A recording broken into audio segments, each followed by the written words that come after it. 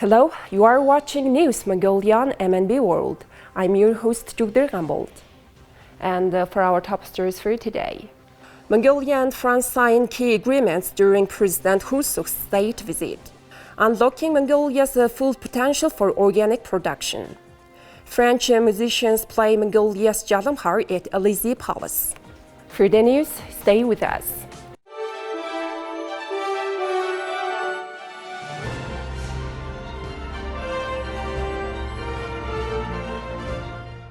For our top story tonight, during the state visit of the President of Mongolia, Khurelsukh, to the French Republic, a series of significant agreements were inked, strengthening diplomatic ties between the two nations. Here are the key highlights of these agreements. President Ukhurelsuk's state visit to French Republic was marked by the signing of several crucial documents on enhancing cooperation in various sectors. A financial agreement was signed between the government of Mongolia and the government of the French Republic to support additional training for the National Emergency Management Agency's Air Search and Rescue Unit. The agreement was signed by Olivier Grégoire, the Minister Delegate for Small and Medium-Sized Enterprises, Trade and Small-Scale Industry and Tourism of France, and Jalam, the Minister of Finance from Mongolia. Another official agreement was signed by Olivier Grégoire and Minister Jalam on financing a project to supply firefighting vehicles to the National Emergency Management Agency. A working group for the development of an investment agreement between the government of Mongolia and Urana Mining Company reached a significant milestone during the state visit. Claude Imoven, the director of Urana Group, and Narantsokht, the CEO of Irtens Mongolia LLC, signed a protocol on negotiations. In the area of space technology, a memorandum of understanding was signed between the Minister of Digital Development and Communications of Mongolia and Thales Alenia Space France. The MOU was signed by Hervé Dere, the President and CEO of Thales Alenia Space France, and Ochrel, Minister of Digital Development and Communications of Mongolia. An MOU was also established between the Bureau of Geological and Mining Research of France and the National Geology Service of Mongolia, signed by Christophe Poinceau, the Director of Operations of BRGM, and Nyamho, the Ambassador Extraordinary and Plenipotentiary of Mongolia to the French Republic. To expand geological cooperation, a letter of intent was signed between the Bureau of Geological and Mining Research, General Geophysics Company of France, and the National Geology Service of Mongolia. As President Khurelsukh concludes his state visit to France, these agreements serve as a testament to the growing partnership between the two nations in the fields such as emergency response, mining, space technology, and geological research. The non-governmental organization ADRA Mongolia has been offering crucial support to agricultural cooperatives in Siling province, fostering collaboration between around 20 small farms to produce high-quality products that can compete in the international market. Building on this success, the Upscaling Partnerships for Organic Agriculture 2 project is set to expand its impact in Darkhangol province. This time, the project boasts a substantial budget of 1.6 billion euros earmarked for producing organic products in the region. This investment promises to further boost the development and expansion of organic agriculture in Mongolia. The 7th Mongolian National Forum of Organic Producers, Organic, is a solution to sustainable development aimed to educate participants about true value and cost accounting in organic agriculture and ecosystem service assessment. The hidden costs of traditional agriculture often overlook environmental, social, and economic factors in pricing. The forum highlighted the multiple benefits of organic agriculture, including environmental sustainability, social well-being, safe and nutritious food, and inclusive development. We have international and domestic certification. Certification verifies the quality of products, and we can discuss prices with our partners. The average price for 1 kilogram of sheep wool biofertilizer is $4 to $13 in the international market. The forum included a panel discussion. Representatives of organic compost, beekeeping, vegetable farming, livestock farming, and organic certification organizations presented their challenges, followed by a discussion on solutions and ways forward. Until the end of 2026, the project will work with primary and union cooperatives in Selang and Darhol provinces to establish a cluster organic supply chain management system, from production to marketing to selling value-added products to effectively and sustainably improve their livelihoods. The project will also strengthen coordination structures at the regional and national levels to develop impactful partnerships to create an enabling environment for the development of organic production in Mongolia. Please take a look at current affairs of Mongolia. In a heartwarming tribute, French musicians paid homage to the people of Mongolia during President U.Khurelsuk's visit to Élysée Palace. The iconic French presidential residence became the stage for a touching moment as musicians played the renowned Mongolian melody Jalam. The beautiful cultural exchange represented the bonds of friendship and respect between the two nations, embracing the universal language of music to celebrate diplomacy.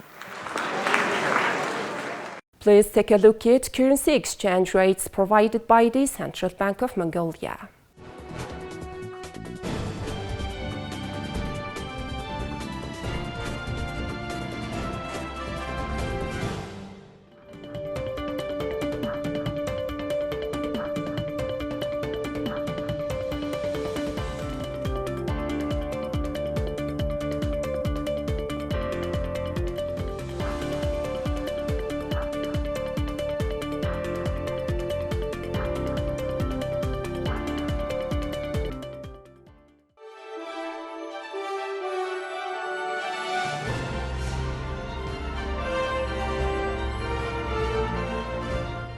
Now here comes foreign news partnered with international news agencies. U.S. Secretary of State Antony Blinken left Saudi Arabia on Sunday after a meeting with Saudi Crown Prince Mohammed bin Salman as the Biden administration scrambles to prevent the Israel-Hamas war from becoming a broader regional conflict.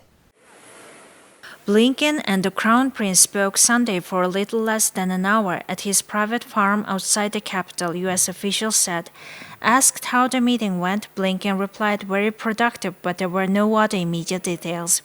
The meeting, which had been expected late Saturday night but never materialized, was closed to media. The talks came just hours after the Israeli military warned that a full-scale assault on Hamas positions in the Gaza Strip would begin soon amid increasingly dire warnings that the expected ground invasion will have devastating consequences for Palestinian civilians. State Department spokesperson Matthew Miller said in a statement after the meeting, the secretary highlighted the United States' unwavering focus on halting terrorist attacks by Hamas, securing the release of all hostages, and preventing the conflict from spreading. The two affirmed their shared commitment to protecting civilians and to advancing stability across the Middle East and beyond. Prince Mohammed is the sixth Arab leader Blinken has seen in person since he arrived in the Middle East on Thursday, stopping first in Israel to reaffirm the Biden administration's pledge to stand with and support Israel. From Israel, Blinken has traveled throughout the region, meeting the leaders of Jordan, the Palestinian Authority, Qatar, Bahrain, the United Arab Emirates, and Saudi Arabia. He plans to return to Israel on Monday.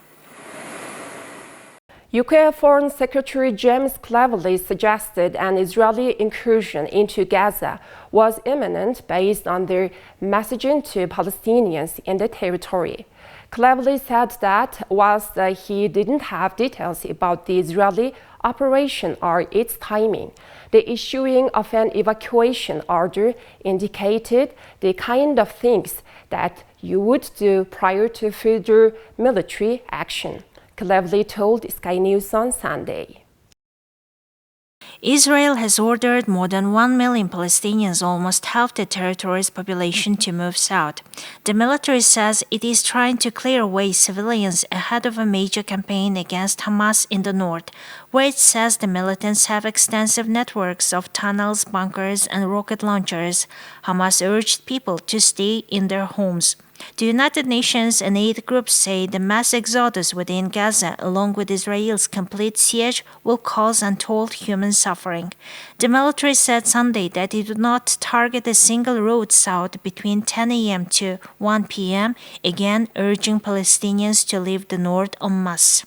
I've spoken on a number of occasions with my Egyptian counterpart. We stay in very close coordination with the United States of America, with other friends in the region, and of course with the Israeli government as well, trying to coordinate a time window when the Rafah crossing can be opened so that people can leave.